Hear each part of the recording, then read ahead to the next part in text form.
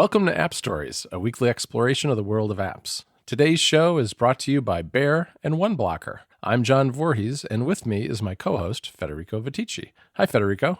Hey, John. How are you? Oh, I'm doing all right. We've finally, kind of gotten past that big September push and hopefully going to be able to relax a little bit soon, although I know you're busy getting ready to come to visit me in Chicago. We're going to see each other soon. And it's Yeah. quite strange because we usually see just once a year, but this time we're going to see each other 3 times in a single year. I know. It's a little crazy because I was in Rome in March, but and given all the travel that both of us have done this year or are going to do, we thought that it'd be a really good time to talk about travel apps today because we travel from time to time and there's a lot of good apps for all different aspects of travel, and we wanted to talk about them a little bit. But before we dig in too deep on the apps themselves, I figured it might be helpful just for context to kind of describe to people the kind of travelers we are, I guess. Because I think, first of all, I think you and I are very different in the way we prepare for travel. Yeah. And I think also the kind of travel that people do also has an impact on what kind of apps are right for them. And I guess personally, I'm a pretty casual traveler. I don't really get wound up about preparations unless it's a long trip. The trips that I take in a particular year where I do more preparation than I might otherwise are, for instance, WWDC, because that's a solid 8 or 9 days away from home. And there's a lot going on. And I'm doing Mac Stories work there. So I need to make sure that I've got all my stuff with me, especially on the electronic side. I have to really make sure that I've got all the dongles in my dongle duffel and all those kind of things.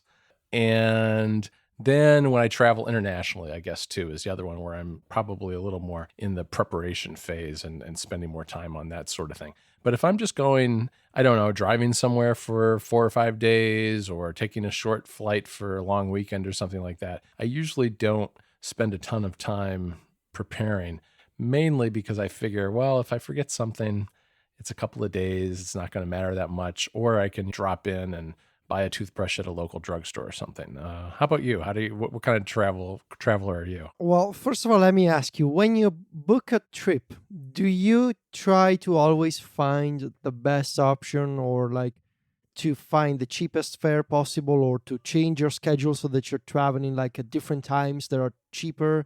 Like, do you try to optimize the expenses as much as possible? I do to a degree. I mean, the problem is that I'm usually traveling with my family and there's usually constraints of when people are in school or working or whatever it is. So shifting days as a result is not always the easiest. And a lot of times, for instance, lately I've been buying tickets for a couple of my sons to come home for various holidays. And those are some of the worst possible times to be traveling because the flights are the worst at like Thanksgiving in the US. So, but I do, if I can. I know Owen's coming home for Thanksgiving. He's got a whole week off. So we did actually shift his trip a day on either side to save a few $100s. So I do that. Yeah. So now let me start this off by saying that I don't want you or our listeners to think badly of me. But here's my problem. So when I travel with other people, I try to accommodate other people's needs and preferences as much as possible. I don't want to be a bother to other people if they want to choose a different time or if they want to pick like a cheaper company. No, I try to be, when I'm with other people, I try to say, you choose whatever you prefer. I'm going to follow you and that's fine. My problem is that when I travel solo, and I usually do long distance because I don't do a lot of European flights. And when I travel, it's usually I go to London either to see Mike or like stuff like picking up a review unit or stuff like that, or it's a stop before I also travel to the States, to the US. And my problem is that many years ago, I was spoiled by the appeal and the beauty of business class. And so when I travel, especially when I go to the States, and especially when I come back because I need to be sleeping on the flight so that my jet lag is not too terrible, I try to not obsess over the expense. I just want to travel comfortably, and because for 2 reasons. One is my sleep schedule, and the other I've been spoiled many years ago. And basically, once you try that stuff, you're ruined forever. So what I do is the months before, because I'm not a millionaire, of course, I save for these trips. For WWDC, I start saving money in December. because I Right. know it's going to be a big expense for me because I like to travel that way. So for the previous 5 to 6 months, I start saving and I set aside some money for the trip. And when the time comes that I need to book a flight, usually I try not to care too much about times because I just want to be comfortable. And the reason is that, for example, for WWDC this year, I needed to work on my iPad Pro review, the 10.5 inch, as I was coming back. And I kind of had a feeling that stuff would happen. So when I booked the flight, I said, you need to be as comfortable as possible. There's the possibility that you will need to do some work, whether it's on iOS 11 or new iPads or whatever. So I try not to think, oh, maybe I should travel at night so that I can save $100. I try to give the priority to what I first of all to my sleep schedule because I really suffer from jet lag and it's not fun at all. And also to the fact that I might need to be as relaxed and as comfortable as possible so I can work on the flight. This is a long answer, but I needed to justify what I'm about to say that I just go on the British Airways website and I book whatever I find. All right. Well, that look, I totally, I needed to give you the you had to context. get that off your chest. I understand. I needed to give you an explanation, otherwise I just sound terrible. I get that. I mean, being comfortable is important. I will say that I have gone all the way to Australia and back in economy class, so it is possible to do the other thing. But It is, of course it is, of course it is. but And it's also very uncomfortable. Yes. yeah, and especially like what was last year WWDC 2016. When I came back, I didn't have in business. You get those reclining seats that transform into small beds, Right. and I didn't have that, and I didn't sleep for 8 hours, and Oh, actually it was 11 hours. When I came back, I suffered from terrible jet lag, and also I caught a fever, like a bad bug at the conference, as it always yep. happens. And so yeah, that combination of jet lag and fever, basically they put me out of the game for like 10 days, and Yeah, no, I remember that. You were really sick. it was really just terrible. And I said to myself, you're gonna save more money in the months leading up to the trip, but you're gonna travel comfortably, so at least you can sleep. And the only thing you need to worry about is the possible fever or cold that you catch at the conference. All right. Well, I guess given that, I'm going to have to cover the two apps about finding flights because you just go on the British Airways website and buy a ticket, right? Yes, I'm sorry. Okay. All right. So I want to cover two apps that I use. One is Hipmunk because Hipmunk's one of those search engine type of flight apps that you just plug in where you're leaving from, where you're arriving, when you want to go, and it does a search of almost all of the airlines that are possible and comes back with a list of prices and you can book from there. A lot of times it'll take you out to a different site to do the actual booking, but it's a great way to find an inexpensive flight. What I like particularly, especially when I'm on the web, I don't recall actually whether the app does this or not. You can set flexible dates. So I'll say I want to leave on a Saturday and come back the following Sunday, and it'll come back with the list of prices, and maybe it's looking a little expensive and I don't want to spend quite that much. And then you can look at the flexible dates and it'll show you all the prices in a grid for like the 2 or 3 days around that. So if you've got some flexibility in your schedule and can shift the trip just a little bit, you can often save $300-400 that way on a longer trip. So that app I like a lot. The other one I've been using more recently is called Hopper. And I've covered this on Club Mac Stories before, but Hopper it monitors flights for you. So for instance, I may have a bet as to when WWC will be next year. Say I think it's going to be the second week in June in San Jose. So I can monitor flights to San Francisco International Airport and San Jose for that week through Hopper. And what it'll do is it'll give me a prediction as to whether the price is likely to go up or down. So it's a way of timing when you actually buy the flight so that you get the best possible deal leading up to the trip. And I found it does a really good job doing that. And on top of that, because it knows what you've searched for before, it will also, it has a tab in the app that alerts you as to deals. So say, I've searched for flights to San Francisco several times. So I'll go in there and it'll say, oh, you could go for a 4-day weekend to San Francisco for only $250 round trip. I've got a little free time, maybe I can do that. What I like about it though is that it's not really aggressive with the notifications. A lot of these flight apps will just ping you with notifications mercilessly with deals that you really don't care about. But Hopper's pretty low key about it, which I appreciate. I can go in there if I'm feeling like, oh, maybe we need to get away for a long weekend or something. I can go in there and see, oh, where can I go from Chicago that might be affordable and get away for 3 or 4 days. So that one I think is a good one too. Yeah, that sounds pretty great. Actually, these are really nice touches that you can do this kind of stuff. It's really useful. So let me ask you this, John. What kind of documents do you either print, if you print any, or what kind of digital copies do you save, and where do you save them?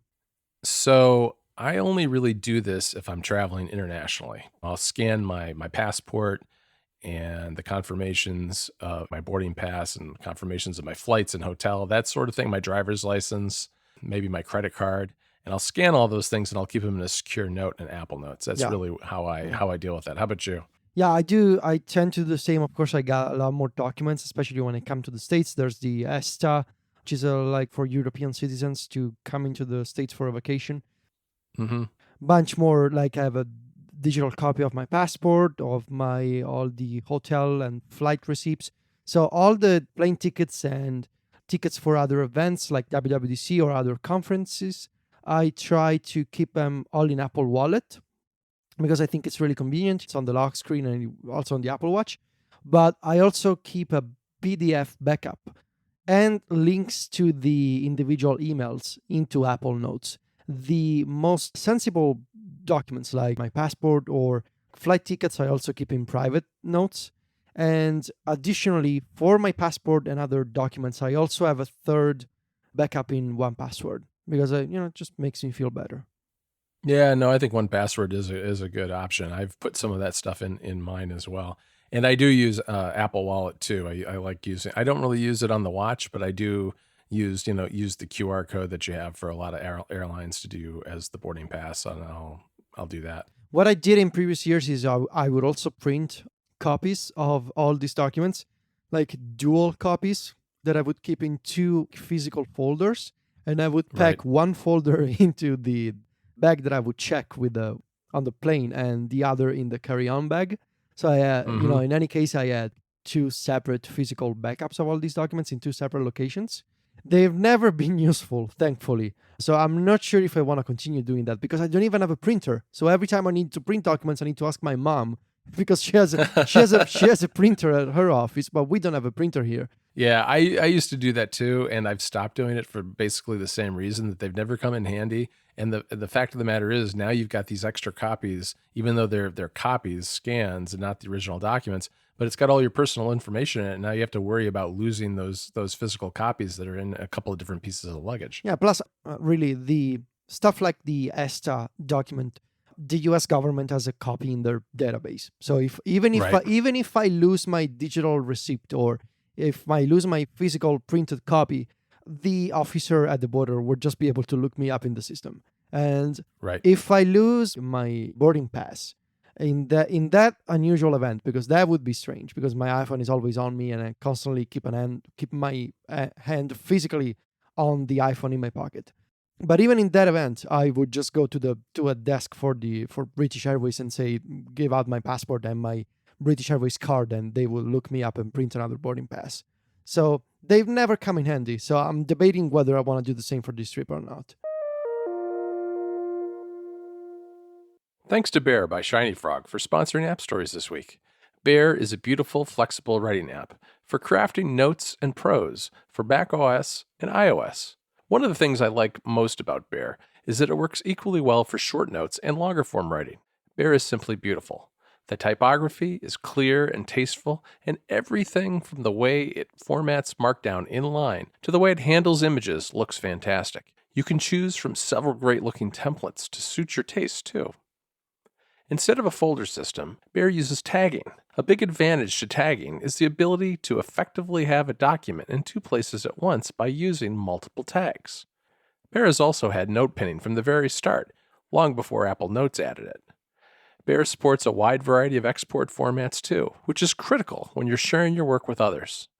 There are PDF, HTML, Markdown, plain text, rich text, Microsoft DocX, and even JPEG options. There's some deeply nerdy features too that I just love, like syntax highlighting for over 20 programming languages, and a focus mode for when you're in the zone writing. On top of everything else, Bear syncs across all your devices with iCloud, both on Mac and iOS. Also, keep an eye out for new updates coming soon to iOS. If you've been watching on Twitter, Bear has teased some new features, including drag and drop support, which will be coming to Bear soon. Thanks again to Bear for supporting the show. Let's move on to itineraries, because this is something that you and I have done a little bit recently, in that I sent you I set up a shared note with you and Mike for your trip to Chicago, just laying out some things I thought you guys might like to do. And I put in there, your hotel information, your flight information, because I'm going to pick you up at the airport. And that way I'll just be able to tap on the address and navigate straight to the hotel once I pick you guys up.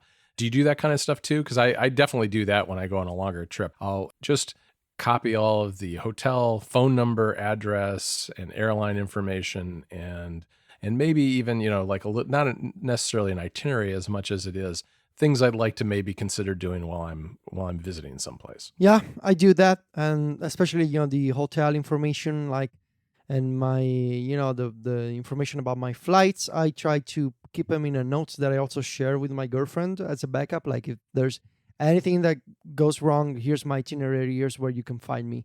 And what I also try to do in terms of planning and saving places that I want to see or things that I want to do, I find, I'm also going to talk about this app for another task that I perform in it, but Google Trips is amazing when it comes to learning things you can do in a new city. And when you tap on a place in the app, you will have different tiles in this dashboard, and there's things you can see, or places to eat, or sites, or all these different categories of interesting things to do. And that's been really useful because, of course, Google understands this stuff, because millions of people look up this information every day.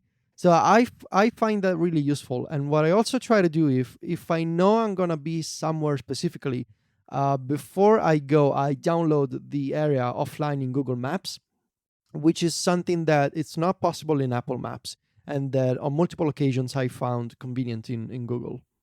Yeah, no, that's really good, especially if you're traveling internationally and you don't have a local SIM card, because you don't want to be using having all that map data downloading on the fly when you're roaming. Yeah, definitely. I haven't used Google Trips before. I've tried it, but I've not used it extensively. I'll have to check that out. So what I do is I book all of my travel stuff with the same email address and with my personal Google account, and I have that connected to Google Trips. And Google Trips, from that point of view, I mean, you can think that it's creepy and it's fine, but I love that creepiness and that intelligence, because from basically Google Trips is able to look at all your emails and your calendar events and your flight receipts and your hotel bookings, and it understands that it's a single trip, and it keeps everything together. So you get stuff like, for example, right now I have trip to London, because I have all my information to go to London before I come to Chicago. And it collects all the relevant emails. So like my different flights from Rome and all the other information that I related to London, it's all in one place, and I can tap on the messages to reopen the original email, or I can just tap around, and like I said, you can check out restaurants and places to go to, things to see and things to do. And it's amazing because you don't have to configure anything. You don't even have to say, I'm going to be in the United States for 10 days in October. It just knows automatically by looking at your email, which is, I mean, I understand if folks think that it's creepy, but it's also kind of amazing because it just works. Yeah, no, it is good, especially if you have your hotel in there too. So when you're in Chicago, it'll know exactly what neighborhood you're in, so it can suggest things that are right around the area that are within walking distance. Yeah, exactly. But I also try to rely on other tools. And I mean, besides Google Calendar, which you can figure out from Gmail if there's like a trip or a flight coming up, that also works with Siri for the most part. When you open, in Apple Mail, for example, when you get a receipt for plane tickets or for hotel bookings and stuff like that, Siri can be proactively suggests to add events to your calendar, which is pretty useful. I do that. When I see the suggestion, I usually tap on that and I save it to my personal calendar. Yeah, I've been running into that more and more often, and it seems to be working fairly well. Although I had one flight recently where I bought a ticket and it suggested adding the departure to the calendar, but not the return. But by and large, I've found that it works pretty well, and it's nice because it includes a lot of detail. Do you use any translation apps when you like when you were in Rome? What did you do? A little bit, not a lot. I Mm. mean, I oftentimes I'll be lazy and I'll just use Google search because you can just say, what does X mean in English? And it'll give you a quick translation. I've used Google Translate before for that, and there are other good apps. I know Instant Translate is a good one, but for the most part, I don't find that I need to do that too much. It didn't really come up that often when I was in Rome. How about you? It's probably not as much an issue for you, but you were in Spain not long ago, right? How is it when you're in Spain? Um, What do you use there? so thankfully, when I went to Spain, we had a friend who lives in Spain and was with us all the time. But I kept iTranslate on my iPhone just in case, and I did use it a couple of times to look up how to say something because I wanted to feel, I wanted to blend in. I never like being too touristy when I go someplace. Like, You don't want to stick out like an American in Rome, right? I mean, I know it's a stereotype, but you really can see those Americans in Rome. Like, No, I know you can. there's No, I know you can. you totally can, especially because they're always dressed incorrectly for the season. And they tend to go around in shorts. And I guess it's because it's usually colder in the States than in Italy.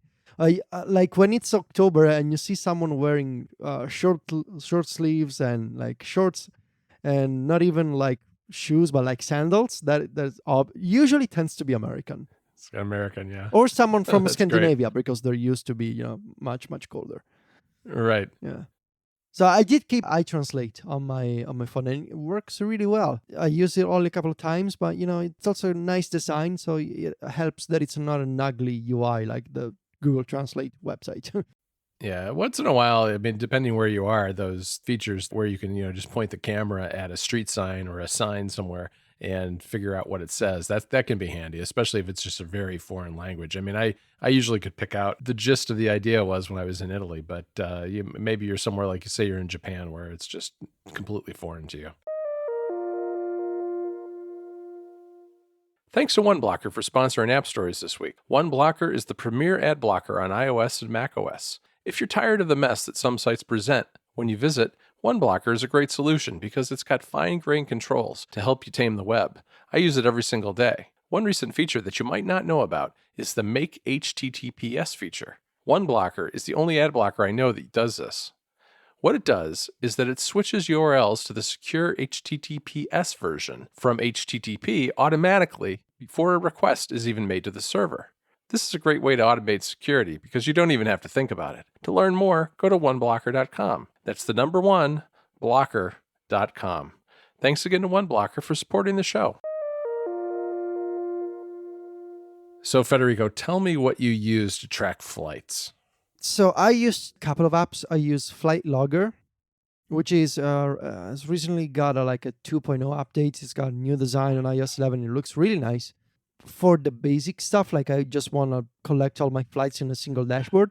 And then my girlfriend and I, we use Up in the Air for tracking flights together, so she can receive notifications when my flights, like when the plane takes off and when it lands. She gets a notification because Up in the Air works this way. And from on my end, Up in the Air has got like this super rich dashboard with a bunch of like different palettes of options that you can use, different tools. And I tend to disable most of them because I don't want to know what kind of shops I can find in London Heathrow when I land. I don't need Right. to buy perfumes before I take off. Um, You just want to find Mike and leave. which proved surprisingly difficult last time. Like I was texting Oh, Mike, really? where are you? It's like, I'm here. I was like, I'm also here. It's a big place. It is. But yeah, I use a combination of these two. And if I need to look up something real quick, like just a flight to make sure that it's still on schedule, I just Google it because it's got the Google Flights integration. Yeah, I've used App in the Air too, and I think that's a great app, but I think it's kind of like a pro user app. It's both priced and designed for someone who spends an awful lot of time in airports, right? Because as you said, it'll give you everything from where you can eat and shop in the airport to just the basics of when's your flight taking off and what gate are you at. I too have used Flight Logger. I like Flight Logger a lot. This is a category of apps that has seen, I don't even remember the name of the app now, but there was one that was probably the most popular flight tracking app that was bought by Expedia, and then Expedia shut it down at some point about a year ago. And Flight Logger jumped into the gap. That's a good app. But I also, like you, more often than not, if I'm trying to figure out when one of my family members is coming into the airport, I just Google it because Yeah. it's super easy just to put in the flight number and the airline, and it'll show you when they're arriving, and it's always accurate. Yeah, and in theory, you should be able to look up flight information via Siri and Spotlight search on iOS and macOS, but I haven't been able to make this work on iOS 11, especially on my iPhone and the iPad. I've seen people saying that it works on High Sierra, but I wasn't able to. I searched for my flights because, especially European flights, I don't know if it's the same in the US, but they always have the same number. There's the plane that does Rome, London, London, Rome, and it's always the same flight. Right. But it just doesn't work. It just takes me to Google web results, which is okay because I see the results. But in theory, you should get like a rich snippet in Siri. Yeah, that's a new feature in High Sierra, I think, and I haven't really tried it extensively yet, other than just kind of putting in some fake flight data to try to see if it works. And it worked when I tried it, but I haven't used it on my own flights yet. But yeah, I used just Google search more than anything else. How about saving memories when you visit somewhere? Do you do anything like day one or track anything that way? I used to. I don't do as much anymore because Photos by Apple on iOS has gotten all these new smart features that figure out locations on their own, and you can see metadata when you swipe up on a photo, and you get the memories later. What I do is I take a lot of pictures, and of course later I see them in the Photos app, and I also keep Google Photos as a backup.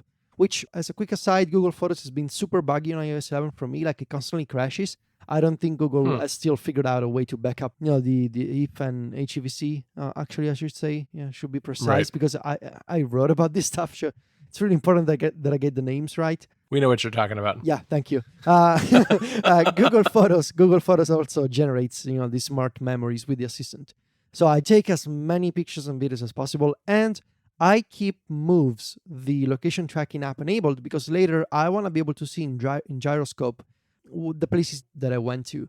But I saw on Twitter, I think you sent me a link, John, that gyroscope is going to add location tracking Yes. without Moves soon. So that will be amazing because it means I can remove Moves, which has been basically untouched for like 5 years at this point. Yeah, that app seems like one of those that's kind of on life support at this point because it was bought by Facebook, and it's been updated here and there, but no new features or anything like that for quite a long time. I do the same. I have abandoned Moves. I abandoned it during the beta when we were getting those notifications about tracking, and it was constantly showing up in my status bar, and it was driving me bananas. So I just deleted the app, and I haven't reinstalled it. But I'm glad to see the gyroscope is going to add it. I use Swarm a little bit because I don't really use Swarm to share with friends where I'm going and what I'm doing as much as I do creating a little bit of a breadcrumb trail as to places I visit when I'm going somewhere. And that way, if I go back to that city someday, I can always do a quick search and can find it back on Swarm again. I mean, as you know, I think I am the mayor of the supply shop in in Rome because it was so good that I went twice, and all it took was 2 check-ins to become the mayor. That is- I've been the mayor since March. That is amazing because first you went to this place that I recommended and you became the mayor, but also because Italians don't use Swarm, and so I know, obviously. you became the mayor with just 2 check-ins, and that is amazing. Yeah, that was pretty good. I sent you that screenshot because I was thumbing through Swarm one day and I was like, oh, I'm still the mayor in Rome. That was pretty funny. Yeah. Anyway, yeah, but that's about all I use. And another app that I think people should just check out if they want to keep a bit of a travel log is Lonely Planet Trips, which is a bit of a social network that they've created where you can use your photos and short snippets of text to create little travel logs for trips that you take. And then you can browse through them in the app and see what other people have posted. And it's kind of a neat way to see what other people have done in another city and maybe get ideas for a trip you've got coming up. Yeah, so I think this is pretty much about what we use when we travel. I cannot think of, there's other utilities that I've used, like ride sharing services. I like to use for the past WWDC. I didn't use Uber at all. I used Lyft in San Jose. It was great. It was perfect. And Yep. when I do ride sharing, especially in Europe and Spain and in Italy, I use my taxi. You don't exclusively use BlaBlaCar? Uh, Sorry, I had to say that. You just had to bring that up, didn't you? Yes, I did. There's stuff like public transit. Transit is, I think it's just called the Transit app. Doesn't have a more specific name. Works really Right. well. There's City Mapper that I know works well in London. I think also in Rome and in Italy. In Rome and in Milan, sorry. Of course, both are in Italy. Right. Rome and Italy makes it sound like two different things. So where are you from, Federico? I'm from Italy is correct, but I'm from Rome, Italy. It's way more specific. Makes you understand my struggle. Right. Maybe a quick shout out to currency conversion apps. I do not use them often because it just works via Google and Siri. But I want to mention Pcalc, which has a feature that allows you to add like a quick conversion button to the calculator, which is surprisingly useful. And also Elk, which is this currency converter that you reviewed on Mac Stories, John. Yeah, it's great. And one of the things that they recently added, which I like a lot, is you can create a live wallpaper with a snapshot of currency conversions. Oh, So right, yeah. you can do like a euro to US dollar conversion. I'll show you $1, $2, $5, $10 converted to euros. And all you have to do without even opening your phone is press on the screen and it'll show you the live wallpaper. It'll bring forward that table and you can get a quick idea as to how much something would cost when you're in another country. Okay, Federico. So that's it for this week, everybody. Thanks again to our sponsors, Bear and OneBlocker. We'll be back next week with another episode. You can find the show notes in your favorite podcast player or on appstories.net.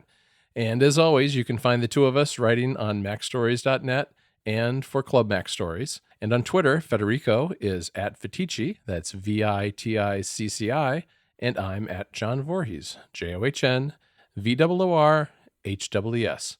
Talk to you next week, Federico. Ciao, John.